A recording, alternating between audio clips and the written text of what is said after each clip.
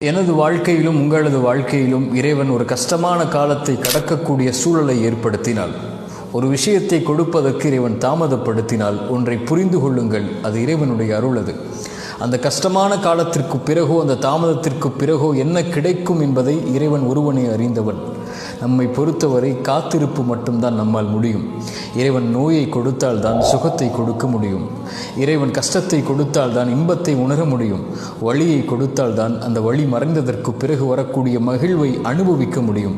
உலகத்தில் இருள் வந்தால் எப்படி வெளிச்சம் வருமோ அதுபோன்று சிரமங்களும் கஷ்டங்களும் வந்தால்தான் அதற்கு பிறகு வரக்கூடிய நிலைமை இன்பமாக மகிழ்ச்சியாக மாறும். காரியங்கள் அனைத்தையும் அவன்தான் நிர்வகிக்கிறான். எல்லா பொருளின் மீதும் அவன்தான் ஆற்றல் உள்ளவனாக இருக்கிறான்.